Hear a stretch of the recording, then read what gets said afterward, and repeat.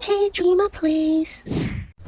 Hi guys, welcome back to my channel. So the 5th anniversary celebrations are now live and I'm thinking that some older players and new players have joined us. So welcome back to 7 Nights 2. I think most of you will find that 7 Nights has changed a lot from wherever you last left it. And honestly, if you have left for too long, I would still suggest you to watch the 7 Pipe Beginner's Guide which I made a few months ago. It will give you a good idea of the basics of the game. While in this video, I will tackle the major concerns you as a new and returning player will face and how to overcome them quickly to get back to speed with the rest of the progressing players. But before we get into that, I'm gonna update you guys on what exactly has changed in a big summary since Mythical Awakening last year. For content and modes, Smart Mode and World Boss no longer exist and we have a raid system in place.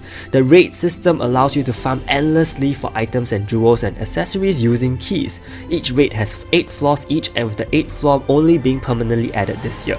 Raid is a very important aspect of your progress, so be sure to put this as your top priority to clear as soon as you can.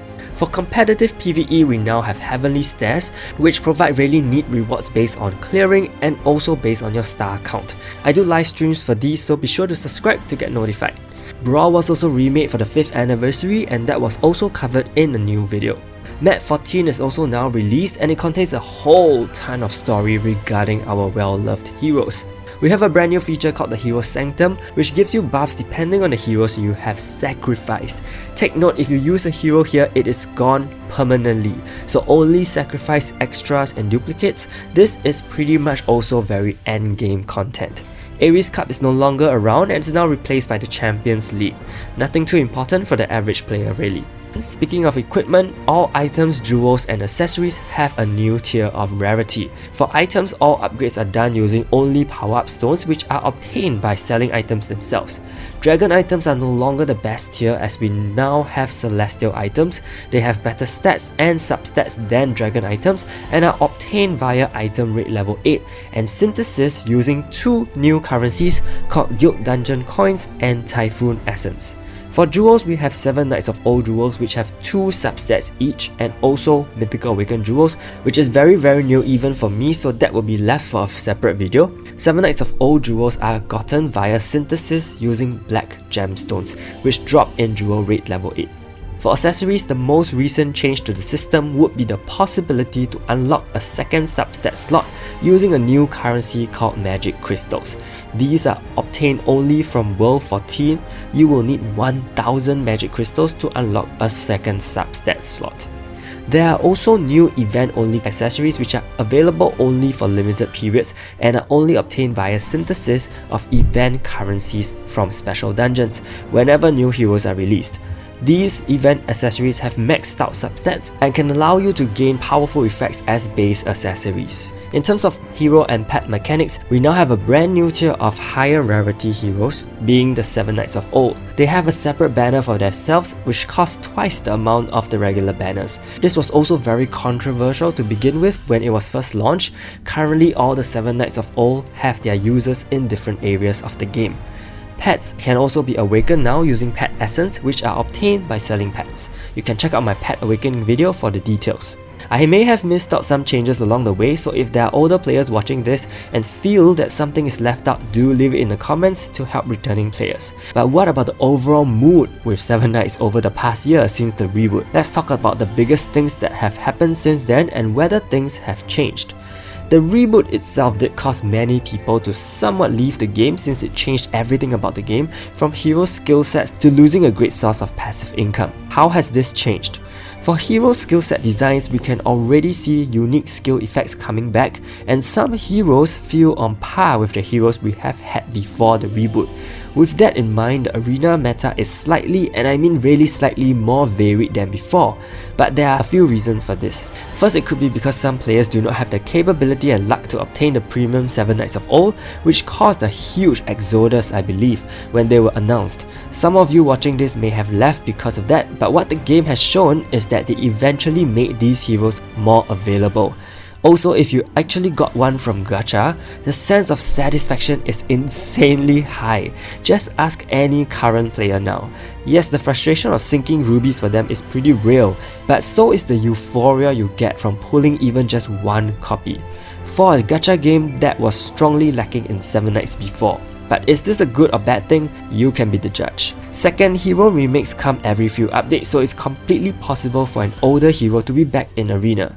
Freya is one of the success stories, but not so much for Truth. 7 Knights of Old have very good skill sets, but because they are harder to obtain, they are less superior in terms of stats compared to regular special heroes, who you can max out much easily. And these newer special heroes can even be on par with 7 Knights of Old given the proper build, which I have also proven in my previous livestream. The third reason is the increase in potential hero customization. We initially had Fighter's Soul catered for level 50 heroes, but now with brand new weapons, accessory combinations, and soon to come jewel customization, it helps to contribute to arena diversity. Because this is also one of the factors and reasons why certain non-7 Knights of Old heroes can still last in the meta. While this may not play a very obvious role, it is evident that certain equipment combinations can most certainly allow a hero to have better sustain and thus help to contribute to a team more than others. Another situation is that with all the newer additions to the game, there are more enticing offers coming in the form of packages which can help players speed up their progress. So there's also the feeling that the game is more pay to win. There are also some currencies and items which are actually cash exclusive, such as needing more event currencies to synthesize everything during a special event and having this particular accessory that resets an awakened skill once. While these aren't necessarily game-breaking, it certainly gives the players who do spend some cash a slight advantage in terms of having the flexibility to play around with different hero builds or equipment combinations. But to date, I still believe that free-to-play players can still play the game. It will take some effort, it will require time like everything else, but it is definitely playable and progress can be seen. With all that said, let's move on to the more important part of the video, answering the big question, what should I focus on? You will need to focus on gold farming over ruby farming and also focus on building up your PvE team and also frequently going to the synthesis feature. I know all this sounds super standard advice, but trust me, right now it is more important than ever. As a new and returning player, having gold is more important than having rubies. There are so many syntheses that need to be done for premium tier equipment, and these cost tons and tons of gold. Furthermore, you also need gold for mass hero upgrades and equipment upgrades, especially accessories. So make sure you have a good amount of gold. How do you get tons of gold? The two main methods are to sell unused special hero duplicates, especially the blue frame ones. If you can afford to get them to 6 star, do so because each one will give you 1 million gold. If you can't, then just sell them at 4 stars, it is okay as well. The second way is to farm in 820 with Yonhee on hot time. 820 remains to be the map that provides the most gold. Farm in easy difficulty and it will be good enough and key efficient. You may face a fodder problem the longer you farm in this map, so make sure you always have a variety of fodder with you so that you can efficiently earn rubies during this entire process. I think you will have to constantly toggle between maps to ensure that you have enough fodder to continuously farm. For me, ruby farming should always be a part of the process whenever you farm in adventure. You either stock up on tons of fodder using castle rush points, or you continuously power up heroes and fuse them or rank them up to get fresh fodder. Either way works and will help to sustain your ruby income no matter what map you attempt to farm in. Then I'm sure there's also another question. Whether to spend keys on farming and adventure or spend them for farming in raids. I think as a new and returning player, again, prioritize your basic resource farming first. But that is not to say to completely neglect raids. Your goal for raid is to climb and be able to clear the highest level of raid possible so that you can auto clear daily to get the best possible rewards. It shouldn't be too difficult to hit level 6 or 7 if you have decent PvE gear. At that point, if you can't afford the keys, try to aim to do raids during the day to trigger extra raids as much as you can and then farm rubies thereafter. According to players, you can get up to 5 extra raids per day. 1 extra raid gives you at least 10 times to 29 times more drops. Which brings me back to PvE gear. How can you quickly acquire these? The fastest way is to go to Synthesis and get 2 revolutionary items per month.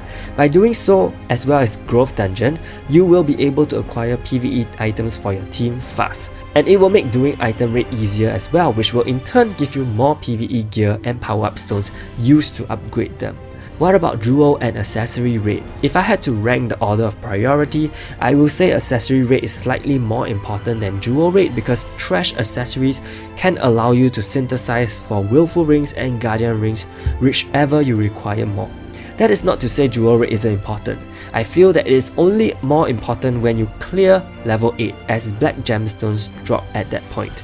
However, if you find yourself lacking material to upgrade your jewels, please spend some jewel rates to get trash jewels and even moonlit ores. So I made this graphic to give you a better idea of what you are actually earning and how all the modes are linked. Brawl, Heavenly Stairs and PvP are probably considered endgame content to me if you do want to acquire decent rankings. Meanwhile, all the other modes help to support your progression towards those modes. In fact, the developers are looking to add in new modes, with one of them being Labyrinth and a revamped Celestial Tower in future, so there's definitely gonna be more things to do actively. This is another summary of the key heroes you should have built up for PvE and the current PvP meta. Do refer to my jumping check-in video for a proper schedule of acquiring them. Again, put your attention and focus on building your DPS first, Mythical Awakening them and making them plus 10. I think Mythical Power Up will also be one of the toughest and most tiring processes for new and returning players. What you can do is to farm in World 13.5 and acquire Linas and Evans, build them up to 6 star for sacrificial purposes, and in general I will always rank up as many light and earth element heroes as possible to prepare them for Mythical Power Up sacrifice. I also have a list of videos here which you will want to follow up on, so just browse through my channel's page and search for them because they cover specific topics of interest with regards to 7 Knights gameplay.